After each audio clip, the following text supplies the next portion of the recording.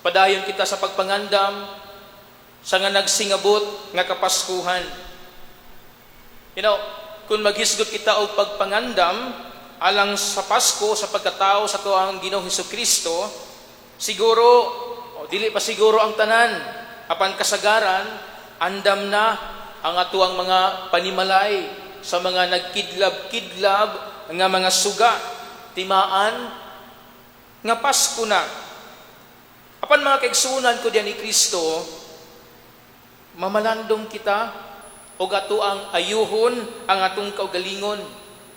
Tungod kay kining pagpangandam, dili kini pagpangandam nga fisikal o material nga pagpangandam, kundili pagpangandam kini sa atong kaugalingon, pag-andam sa atong espirituhanon nga kinabuhi, pag-andam sa atong kalag. Apan sa unsang paagiha nga maandam ang atong espiritu o maandam ang atong kalag. Diya sa mga pagbasa karon, gitudluan kita o gipahinumduman kung unsaon nato pag-andam ang ato ang kaugalingon, unsaon nato pag-andam ang ato ang kalag.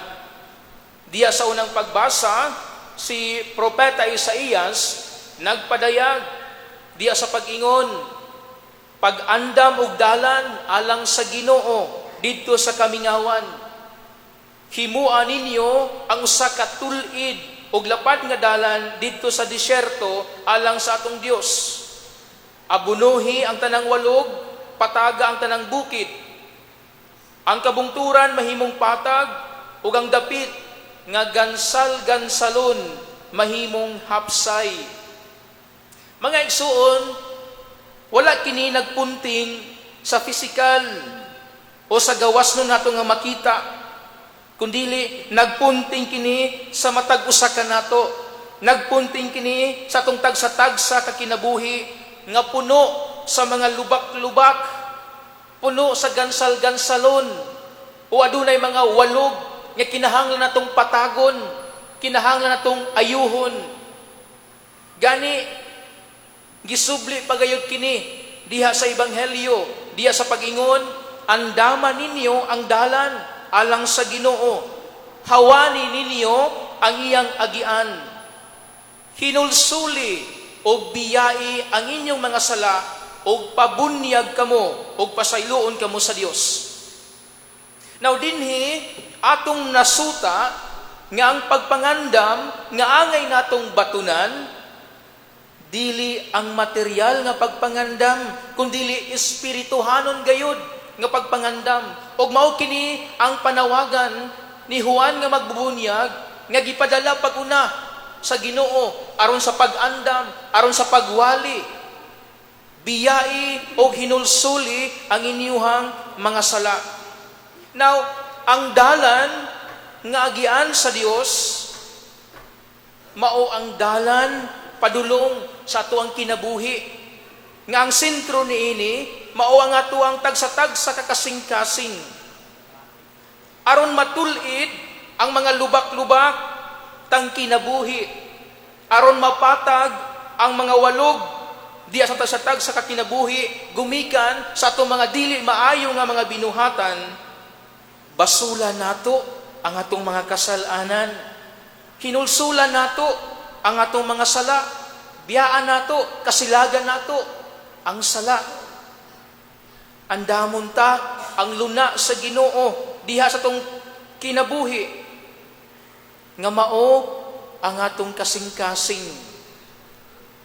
Dili nato masinati ang diwa sa Pasko, dili nato masinati ang tinuod nga kahulugan sa pagpakatao sa atong manunubos, kung ang atong tagsa-tagsa kakasing-kasing puno sa pagdumot, kung ang atong tagsa-tagsa kakasing-kasing anaa nagpabilin hangtod karon ang kasilag, ang kasina ug uban pa, dili makapuyo ang Dios kung atong ipatigbabaw ang kadautan.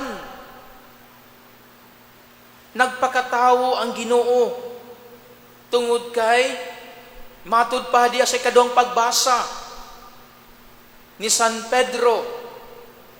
Ang Dios dili buot nga may usa nga malaglag, kundili nga ang tanan maghinulsol og mubiya sa iyang mga sala.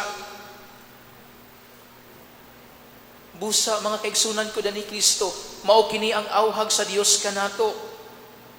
Atong hinulsulan ang atong mga sala aron andam kita, ug aron ang mga lubak-lubak, ang mga gansal-gansalon o ang mga walog diya sa tagsatag sa kakinabuhi mahapsay, mapatag.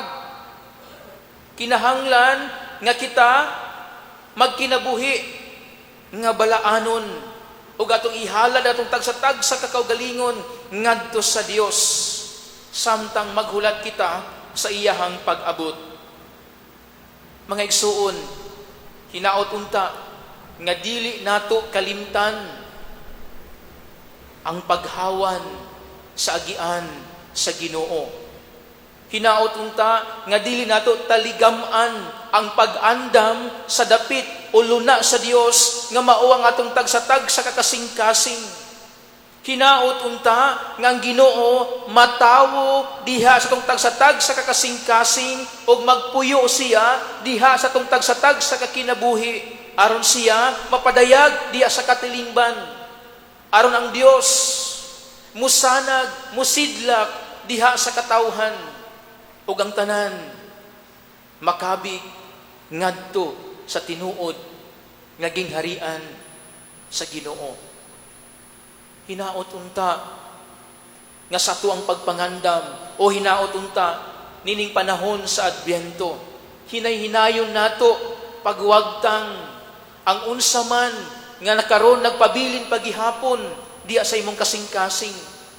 Hinahinayon nato pagsilhig ang mga sagbot, ang mga basura nga atong gitapok, atong gitigom diha sa atong tagsatag sa kakasing-kasing.